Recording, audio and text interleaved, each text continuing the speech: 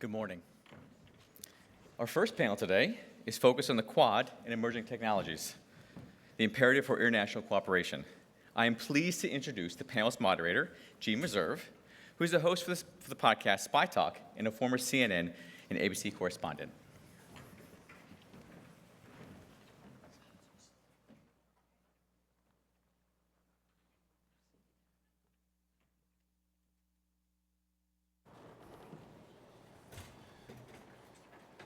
I see. So you need do you want the floor chair? Or you want me You take the floor chair. Okay, we'll do. There we go. Yes. It's great to be here. It's great to be in a room with people. This is absolutely terrific. Several weeks ago, I had the opportunity to interview Gilman Louie, who is a member of the National Security Commission on Artificial Intelligence. And he said to me, in this race for AI, there is no such thing as second place. That the winner in this race will have so many advantages across a range of emerging technologies that it will be virtually impossible to catch up with them. A lot's at stake, as you have heard from other speakers. Authoritarian governments across the world are accelerating their development and deployment of these technologies, undermining privacy and civil liberties and democracy. The National Security Commission on Artificial Intelligence is among those who believes that what is needed is a federation of like-minded democratic nations to win this race, to counter the malign use of these technologies, and to offer alternatives. The Quad, which consists of the US, Australia, India, and Japan, has already moved in this direction. It has created a critical and emerging technology working group. It is charged with developing norms and standards for using these technologies. It is also dealing with other issues like supply chain security and coordination between the public and the private sectors. With us here today, representatives of the Quad nations to discuss what has been done, what needs to be done, and how to get it done. So let me introduce them. Here with me on stage is Dr. Eric Lander. He's director of the White House Office of Science and Technology Policy. We also have several panelists joining us virtually. Professor VijayRaghavan is principal scientific advisor to the government of India, and Shinji Inoue is Minister of State for Science and Technology Policy in Japan. We hope to have joining us shortly Michael Pezzullo, who is Australia's Secretary of Home Affairs. Kind of ironic that technology is leaving us in the lurch here at a conversation about technology, but we hope to have him with us shortly. Dr. Lander, I have talked, others have talked about some of the threats inherent in these emerging technologies. I would love to have you talk to us about the opportunities. Well, I would be delighted to. Let me first just express on behalf of the Biden administration the tremendous gratitude to the Commission for the work that they've done, for the ideas, the recommendations. It's so important. So AI is really a potentially transformative technology. It has enormous promise for science, for the economy, for humanity. It also has serious risks. And I'm not talking about competitive issues, just within a society. And it's worth understanding that they both come from exactly the same thing. What does AI do? It's a way of analyzing data to find hidden patterns that we wouldn't normally see with our eye or standard math. And those hidden patterns, we've learned in the last decade or so, are shockingly powerful. You know, problems in science like how does a protein fold up to its shape? We've sort of known that in principle, the building blocks of the protein contain the information, but people tried for decades to compute that, and they only got mediocre performance. Out of a score of 0 to 100, they got around a 40 or so. In the last 2 years, with AI programs like a program called AlphaFold 2, it's at the 90% level, which is almost as good as you can do by experiment. And it kind of shocked people to say that the computer could do almost as well as experiment. We're seeing this in climate change, when we've got to build climate models that range over a trillion-fold scale, from the size of droplets to the size of hurricanes. And you can't run a standard calculation in a computer that can work over that vast scale. So people have been guessing and filling in, patching in little functions in between.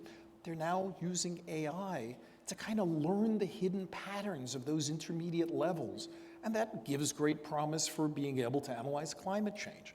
We see it in surprising ways like medical care, the retinal imaging to see whether maybe a patient has diabetic retinopathy, something that is being used both in the US and in India in trials.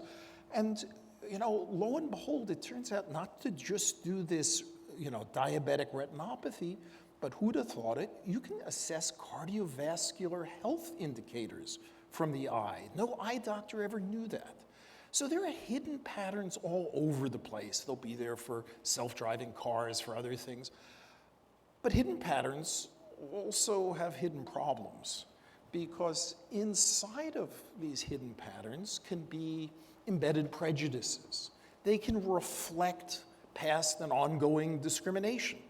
So, for example, it's known that, algorithms become biased when they're trained on data that embed historical and ongoing discrimination.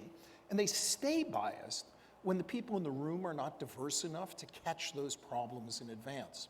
You see it in things like facial recognition, where facial recognition algorithms perform much less well on Black individuals because they weren't trained on a lot of Black individuals, for example.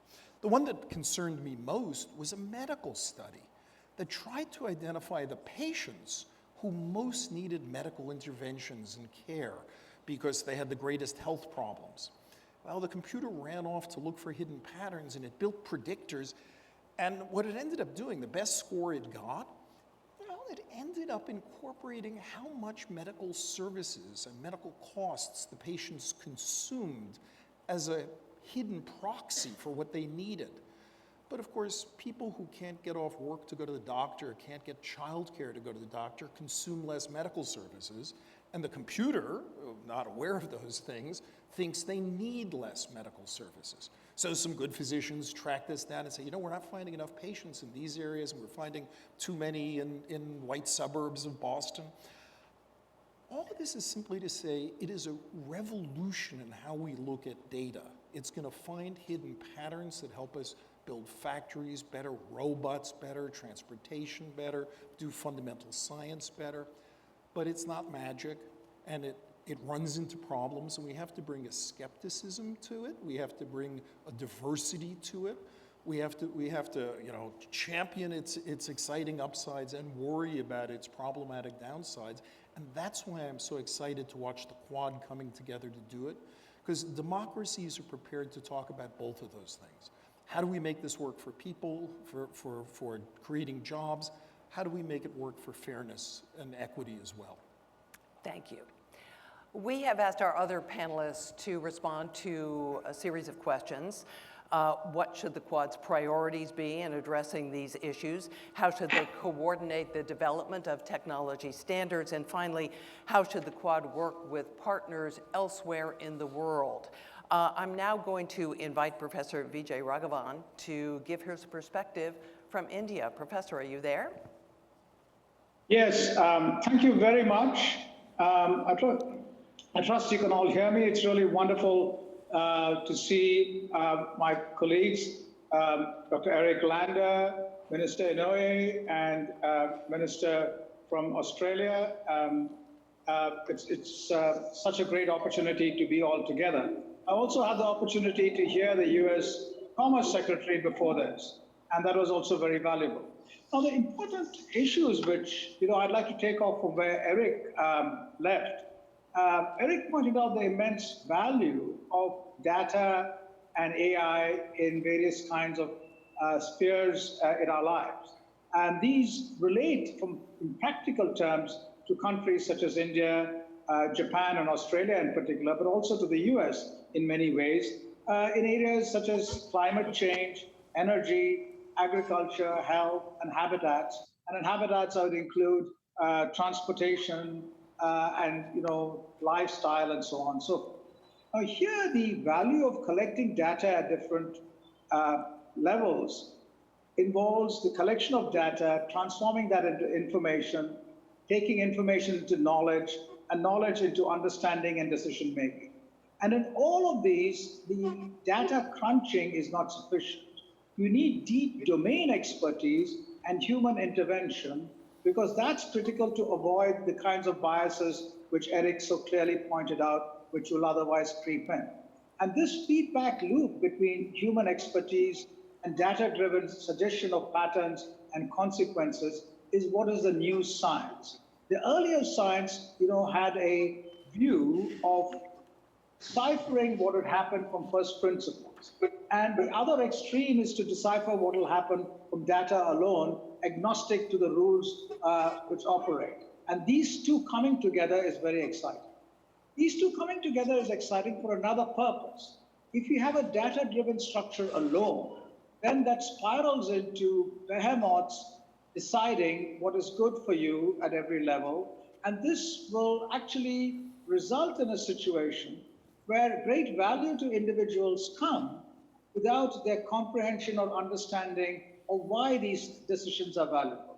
On the other hand, if you have a distributed structure of AI, where smaller groups, countries, societies, democratic entities combine their collection of data and understanding and decision-making at their level also, then you have a mechanism by which there's a huge balance in terms of what needs to be done. I'd like to conclude by giving an example on the potentials for personalized medicine. In personalized medicine, and again, my colleague Eric is deeply familiar with this, you have a great opportunity to look at what the consequences are of drug administration at the individual level and tune that in a manner which is best suited to that individual. Now, how would you do that on scale in a country like India? That seems a horrendously difficult, large-scale and expensive task. Today, the speed of data collection and analysis, which is happening in India and multiple other spheres, allows health data at an individual level to feed back to public good, even in situations where tertiary healthcare is not easily available, and also the link to Indian manufacturing, global manufacturing of drugs, vaccines, and so on, and reaching that depending on individual requirements is also a feasibility. So to end, there's a great future for big data combined with deep science for human benefit, which is what our artificial intelligence mission in India is all about. Thank you. Thank you. Secretary Pezzullo, we're so glad you were able to join us, that technology came through for us. Please give us your thoughts on the Quad and its role on these issues of emerging technology. Well, Jeanne, thank you so much for having me here on this panel. I'm really delighted and quite honoured to be on a panel with such distinguished colleagues. As I think audience members would be aware, in March of this year, President Biden, along with the Prime Ministers of my country, Australia and Japan, and of course India, met together virtually.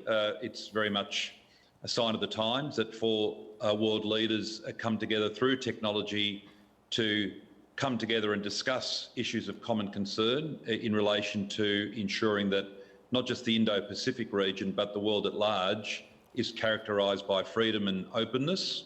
And just to pick up on a couple of the comments already made in this panel, as well as by the Commerce Secretary just a moment ago, it's really about democracies coming together to positively shape their collective futures. Technology is going to be so germane and central to everything that we do.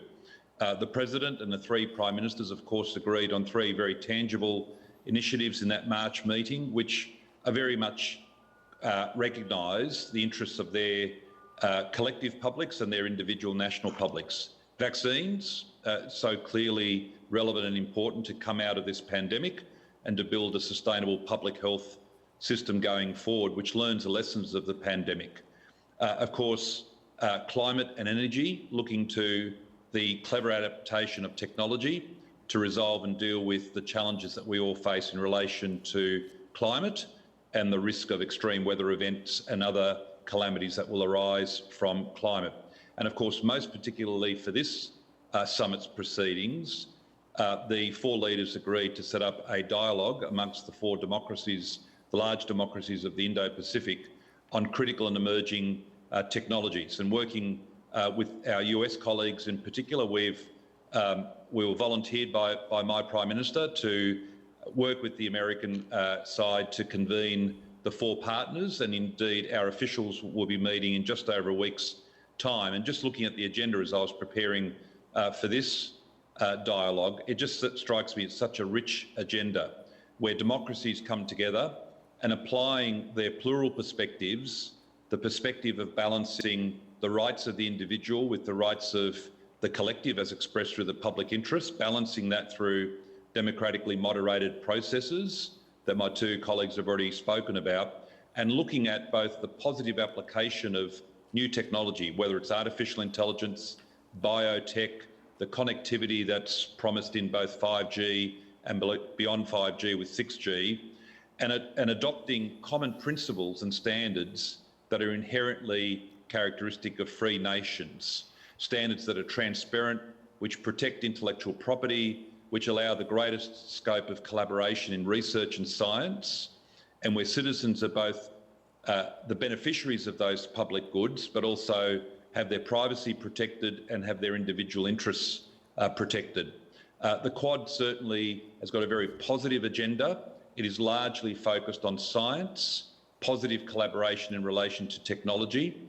And Jeanne, to the third part of your opening question, and of course this will be a matter for leaders to give direction to, we executors of policy, we're very much looking forward beyond the Quad to working with like-minded free nations, particularly our colleagues in Europe, on the similar and indeed building on that agenda more generally. Thanks, Jeanne. Thank you, Mr. Secretary. Minister Inoue, your thoughts. 本日このような機会をいただいてありがとうございます。私は菅内閣の閣僚として科学技術イノベーション、健康医療、宇宙政策などを担当しております。重要振興技術を含む科学技術の発展やイノベーションが自由や民主主義、基本的人権の尊重、法の支配といった基本的価値を支え、インド太平洋地域および国際社会の持続的、包括的で強靭な経済成長を促進するものとなるよう、基本的価値を共有する日米豪印4カ国が振興技術における協力を進めることは重要です。I would like to thank you for the opportunity to be here today. As a member of the Suga cabinet, my portfolio includes science and technology, innovation, healthcare, and space policy. For scientific and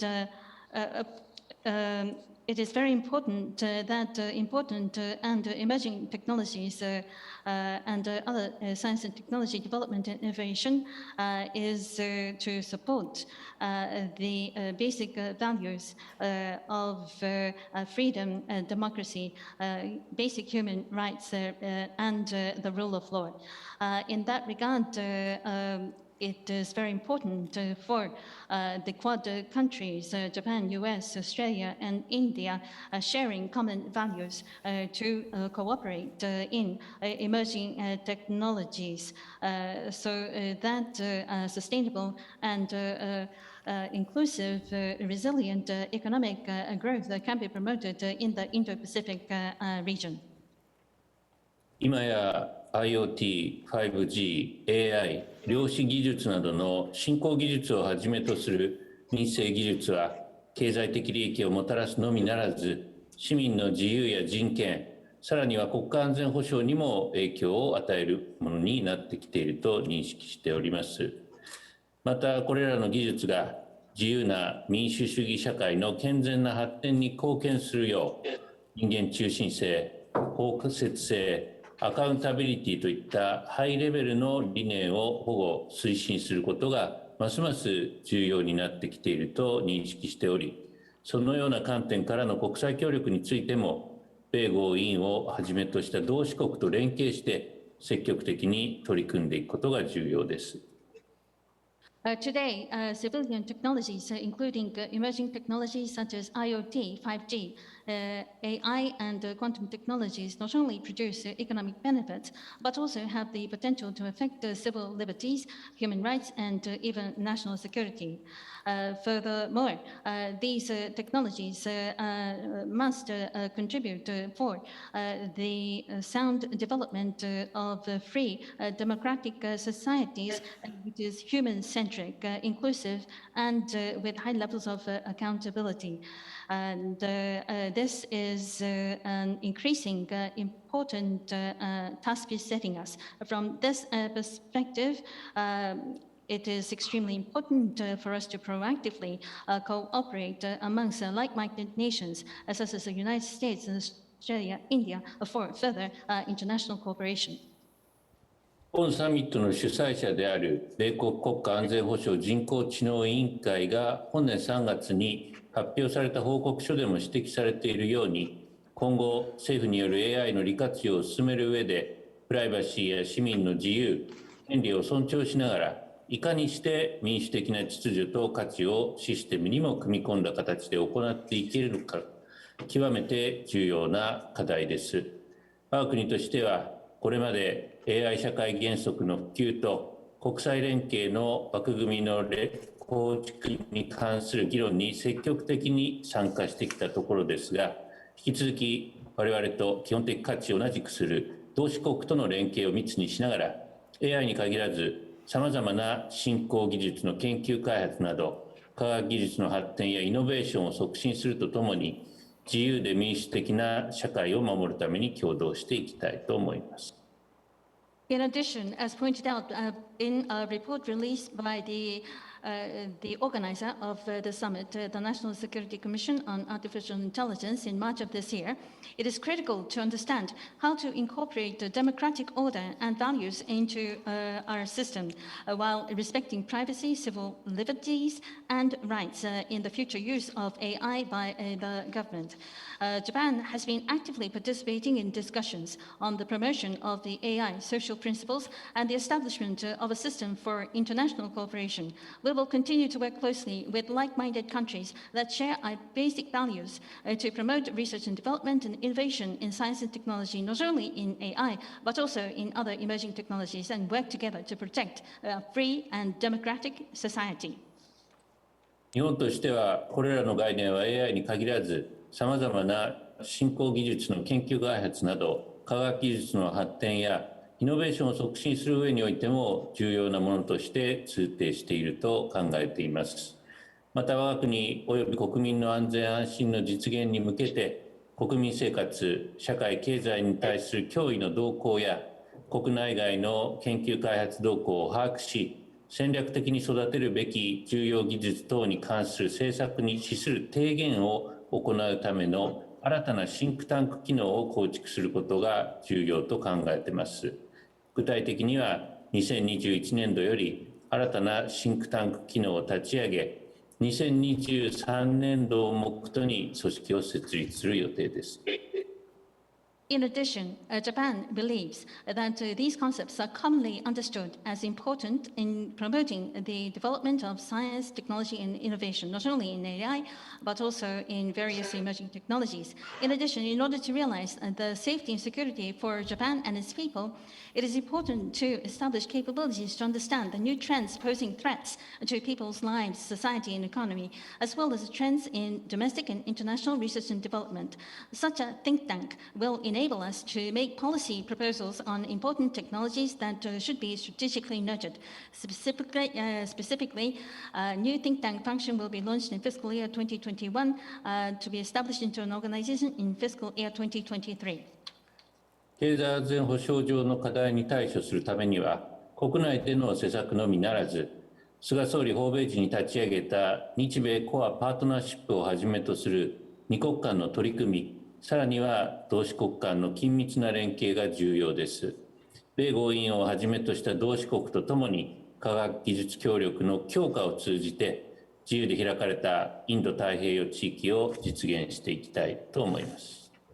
In order to address economic and security challenges, in addition to domestic measures, it is important to seek other avenues, such as the Japan-US Core Partnership, that is a bilateral initiative that has been launched upon Prime Minister Suga's visit to the United States.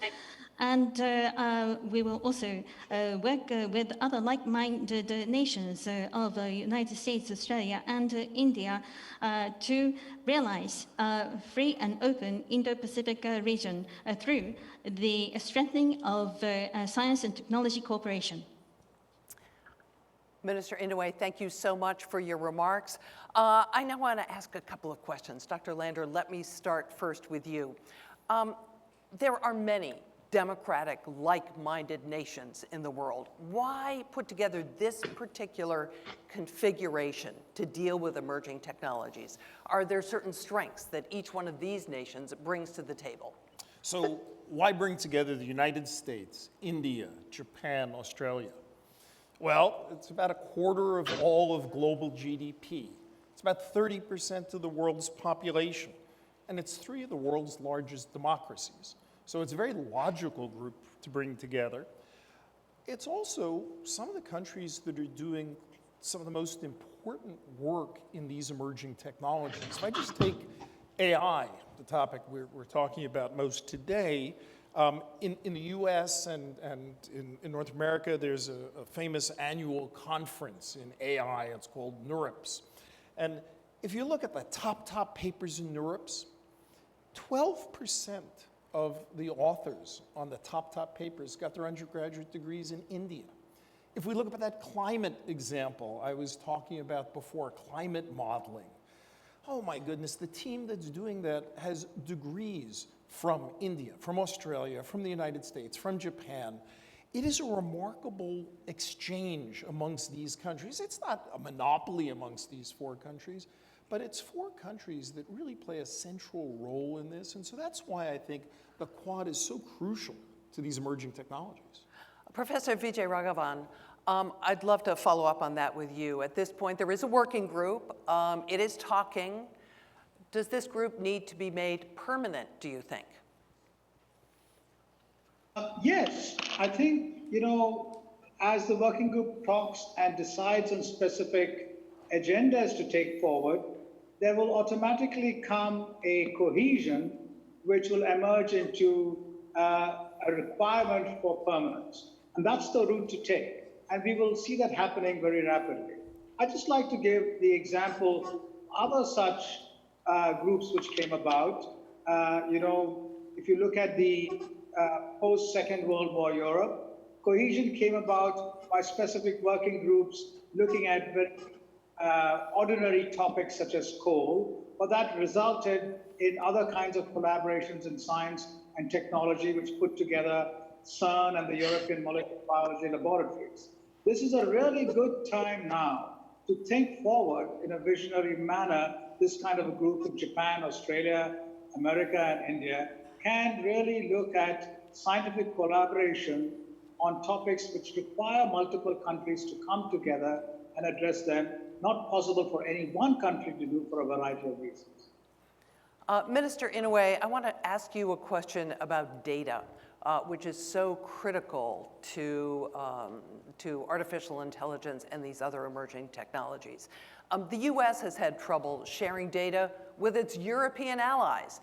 I do know that Japan has been trying to promote a mechanism that would allow the free flow of data between like-minded nations. And I'm wondering if you see this as an issue that can be conquered. How is this going to be conquered? How are you going to pool data amongst yourselves?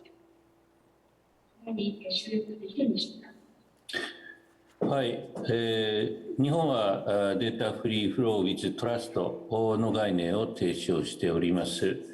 この概念は特定の国のみでデータを囲い込むことを指しているわけではなく、デジタル経済の機会を生かすためにプライバシー、データ保護、知的財産権およびセキュリティに関する課題に対処することでデータの自由な流通をさらに促進し、消費者およびビジネスの信頼を強化するという自由な流通と信頼の相乗効果を提唱したものです。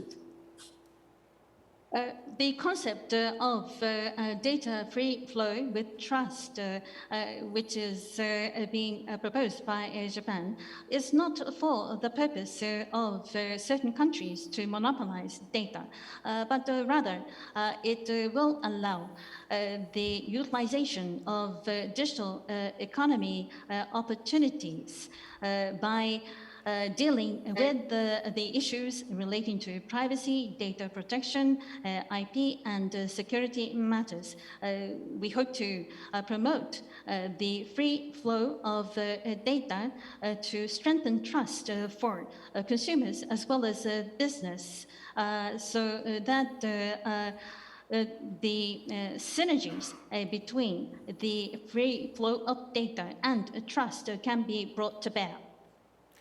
その上でデジタル化が進む現在においては、データこそが新たな付加価値の源泉であり、データを最大限活用し、コロナからの経済回復や経済発展を実現するためには、民主主義の価値観を共有する関係国と協力し、信頼性のある自由なデータ流通の推進が必要不可欠です。As we are seeing significant progress made in digitalization, what is true is that data is indeed the ultimate source for new value creation.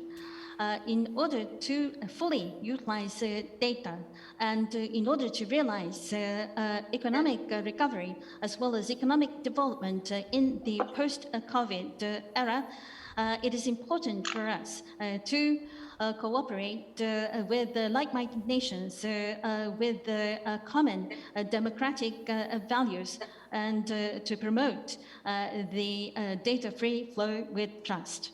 Dr. 我 Lander, が you 国 wanted と to し weigh て in は on this. 本年の G7 デジタル技術大臣会合においても合意されたデータフリーフロー with Trust 推進のためのロードマップの実行をはじめとして民主主義的なデータ利活用の推進に向けた OECD での取り組みなど同志国による取り組みを強く支持するとともに規制協力やデータ共有の促進を通じて各国の枠組み間の相互運用性の向上に貢献してまいりたいと思います。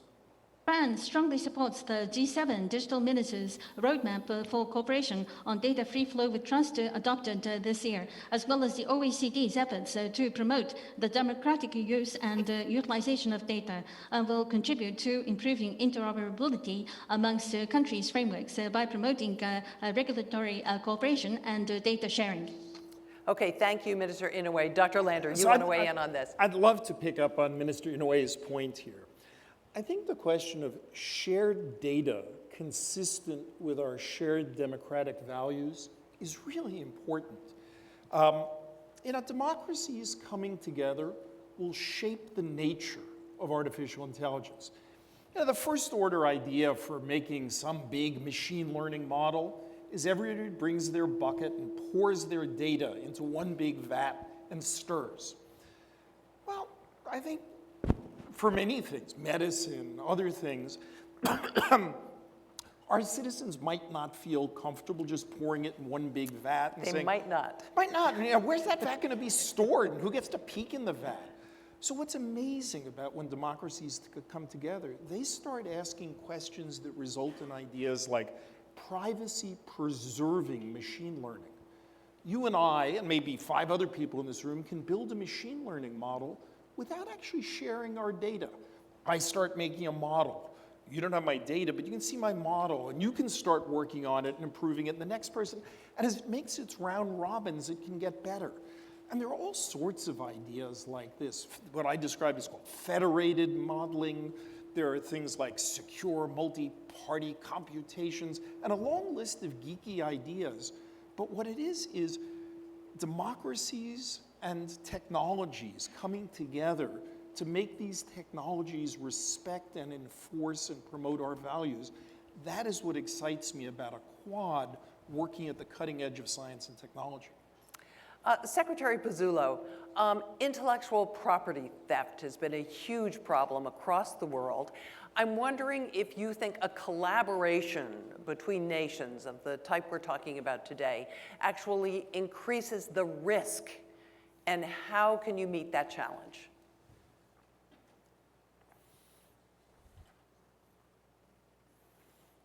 Do we have Secretary Pezzullo with us? No, he's talking, but Yes, I can hear you, Jeanne. Great, now we can hear you. Terrific. I got your question. Thank you. Look, when like-minded democratic nations come together, I think it actually enhances the ability to collaborate in a way that does both protect intellectual property because of our commitment to trade rules, investment rules, the proper observation of intellectual property protections. And because we are rule of law countries, it's intrinsic to how we conduct commerce, it's intrinsic to how we reward innovation and entrepreneurship. And it's in our very marrow, it's in our very being as democratic market economies. And so coming together and collaborating, sharing information to solve some of the challenges that Dr. Landers pointed out and that other colleagues in this session and no doubt other sessions will address.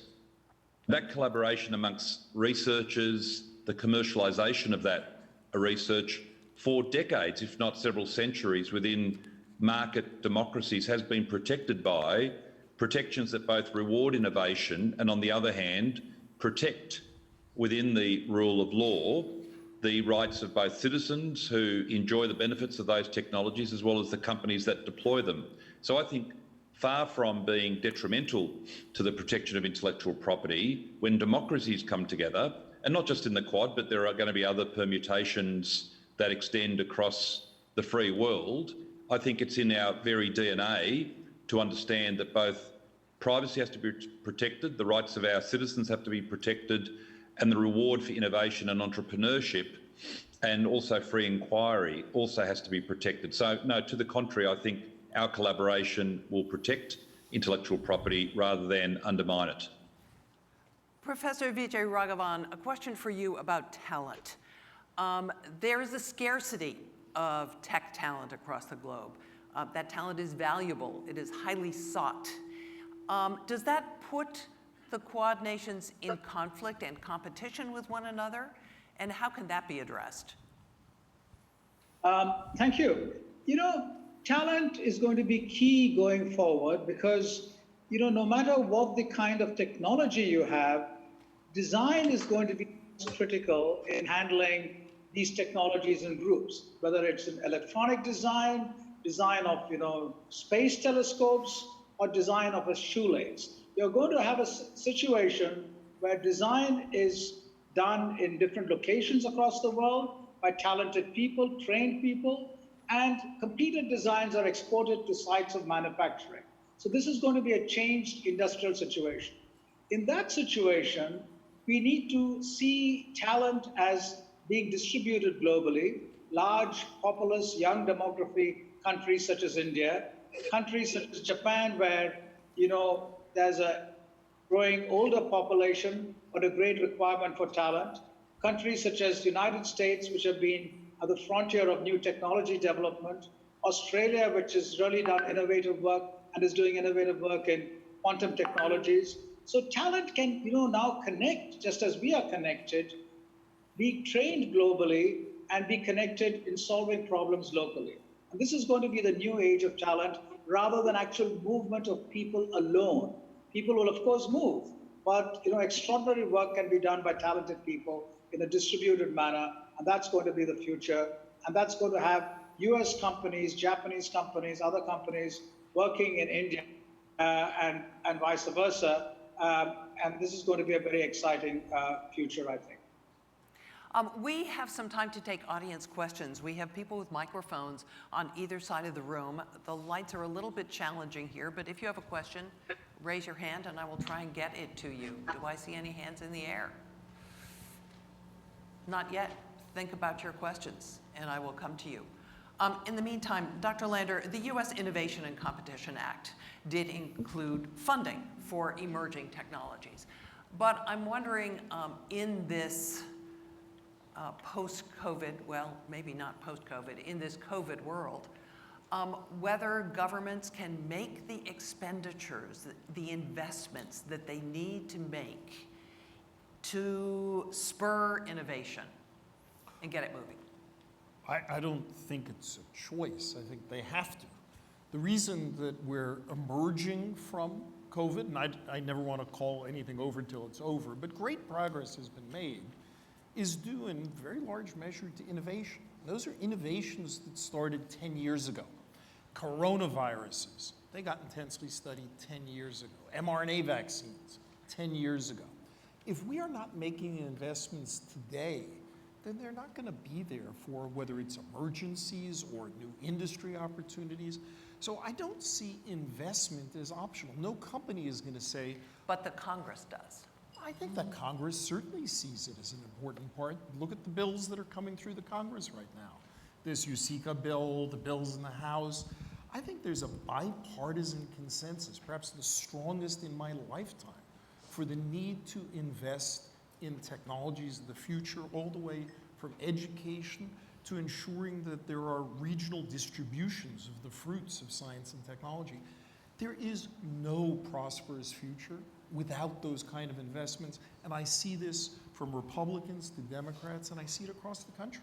I'd love to hear from our other panelists and see if they have thoughts on this question of investment and whether governments can afford to do it right now. Does one of you want to jump into this conversation?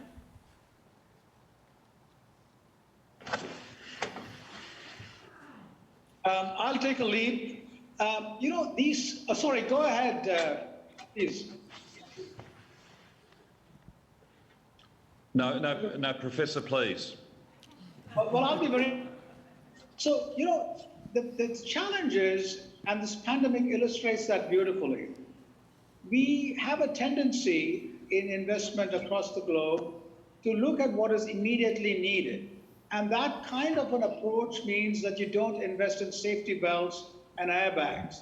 You don't invest in environmental costs, which are then paid by future generations. So it is time now to invest in a distributed structure, high-end science and technology, which will also pay for the costs of environmental upkeep, biodiversity, mitigating climate change. And that's very, very important. And I think countries all across the world have learned that, hopefully, from the pandemic. Secretary Pezzullo, did you want to weigh in? Really just to link the 2 points that you've been asking about, the global talent piece and the collaboration piece, I think, come together beautifully. Investment in national jurisdictions is going to be always very important, and some investments are going to be held very closely for national security and other reasons. We all understand that. But so many of the challenges that we face are amenable to the distributed collaborative effort, whether it's through temporary migration. It doesn't have to be, as the professor said, permanent migration. It can be short-form collaboration with mobility on 2 or 3 or 4 years with postings, prestigious postings to universities. It can be the co-funding across a distributed network.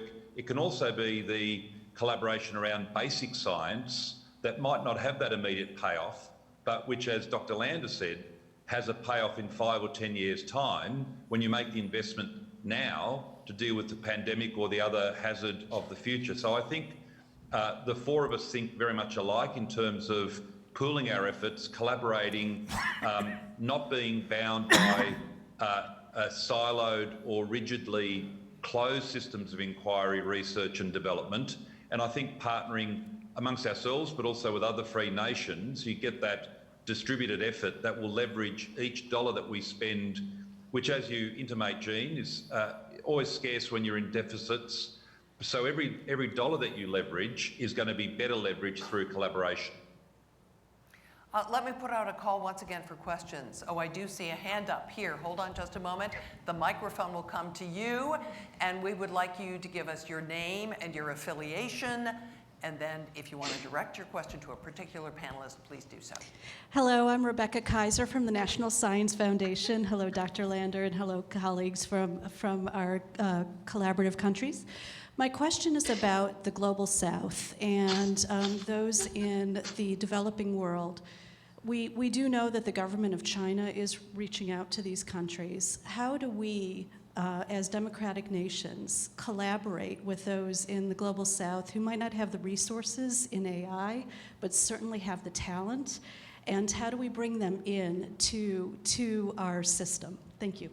Dr. Lander, you want to take Well, that first? let me first ask if my panelists want to say something, then I do want to jump in on that. But I want to be sure to get voices from outside the U.S. on this very important global question. Minister Inoue, did you want to jump in here?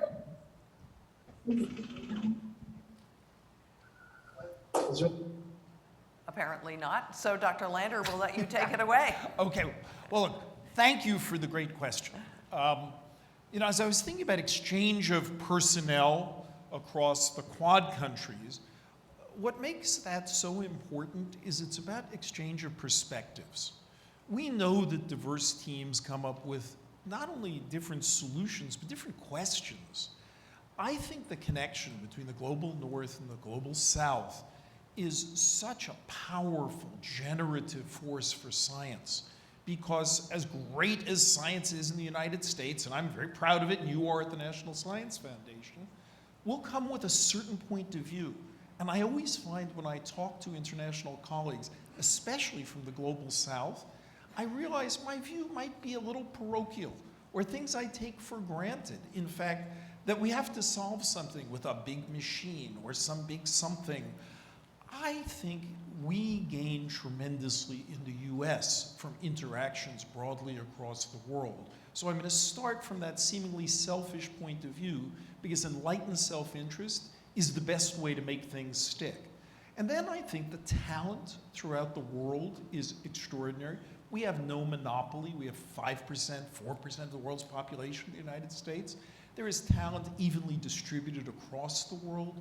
There are challenges, there are problems. I am very enthusiastic about our learning as broadly as possible and engaging as broadly as possible, because it'll be better for our own science and better for the world's welfare as a whole. So I'm really glad you asked the question. Let me put out another call for questions. Really wave your hand in the air if you have a question. I see one over here. Once again, name and affiliation. Thanks. I'm Barbara Weisel from Rock Creek Global Advisors, and thank you for the very interesting discussion. I wanted to follow up on a question from Secretary Pezzullo and others who may have comments, and that is on the Quad meeting that he mentioned next week. I think it's very encouraging that Quad officials will be getting together to discuss the 3 areas that the countries agreed to cooperate on. And I was wondering if there's anything more you can tell us about what you hope to achieve during those meetings, if there's an agenda, if there's timelines, where you see this all headed. Thank you. Secretary Pezzullo? Well, thank you for the question. It will be the first coming together of the working group. We come to it with a very open mind about its subsequent cadence, the areas of focus. The first meeting, in accordance with the instructions given to us by our leaders, is to get ourselves ready, identify the priority areas, which clearly relate to many of the topics that we've discussed: how to collaborate in relation to global standard setting, how we can come together and exchange views about the shaping of those international rules as they might apply to quantum computing or biotechnology, telecommunications and the like. We, with our co-conveners in the US and reaching out to our partners in Japan and India, want to establish at that meeting a firm commitment to a work plan. Obviously, we'll subdivide the work amongst the 4 of us. That again, is itself the value of collaboration. You bring together those blended perspectives that my fellow panellists have spoken about. You divide up the work, and individuals within the working group take a lead and then collaborate and support others. So I certainly would hope to see a very concrete work program emerge out of that first meeting of the working group that can be reported up to our leaders, and that those milestones are met and adhered to, and the collaborative effort itself will exhibit the kind of greater collaboration amongst free nations of which we have been discussing. Thank you. I'm not seeing any other hands raised at the moment, so I have, there we go. yes, I do. Where is it? Right here. Sorry, the lights are a little challenging for me, but the mic is finding you. There we go. Thank you. I'm Barbara Stevenson, and I'm the Vice Provost for Global Affairs at the University of North Carolina at Chapel Hill, and a former Foreign Service officer and U.S. Ambassador. So this is a wonderful conversation to be hearing you talk about how we can really tackle this challenge with the distributed talent like that. And so, as somebody who's in charge of trying to get that great research university down there in Chapel Hill lashed up with our partners that are here on the screen, one of my questions is, should governments, are we doing enough to incentivize this kind of collaboration? Or should we try to amp that up a bit? I find that I'm raising private donor funds to enable me to create these kind of collaborations right now. So let me just throw that out there and see whether this is an area everybody's been giving great thought to. Thank you so much. Thank you, and I'd actually like to build on that. We're talking government to government here. How do you bring in academia and the private sector into this conversation and make sure that you're aligned with one another? Professor VijayRaghavan, do you want to handle that first? You know, this connection between academia and industry has proven to be a very big challenge. Governments want results by Friday evening, industry wants results by every quarter, and academics want results in a decade or 2 decades or even longer. By the time you get tenure, come up for tenure. The challenge is how do you make these 3 different trains share information, each moving at different speeds? So you need a drone, as it were, flitting between the 3 constantly, taking information back and forth, because there's a lot of information in academia, a lot of value, which can satisfy the other 2 trains. And this communication device between these 3 going back and forth, what institutions which have succeeded establish. They don't force academics to deliver cases on a quarterly basis, but they take the fruits of success from academia and bring it, regularly on the time scale which the other 2 want. That's feasible, and these intermediary structures are what we need to put together. I'll do a very brief addition here. Professor VijayRaghavan is talking about the challenges between sectors. I also want to talk about the challenges between countries and maybe the advantages. You're in North Carolina, but just look around. Like in this room, we're sitting here having a conversation across 4 different countries. I think the Zoom revolution, and I don't mean to promote Zoom in particular, I'll take that as an example of all of the different teleconnection platforms we have. I think this is changing so much. I can imagine now a research group in North Carolina having a weekly lab meeting with a group in Japan and a group in Australia. Yeah, you'll play a little bit about who it's late for and who it's early for, but this was inconceivable. The group meeting meant on your campus before. The group meeting going forward, post the learnings of this pandemic, we will be able to have honest to goodness groups that span the globe and meet regularly. They'll come visit each other once every 6 months or something.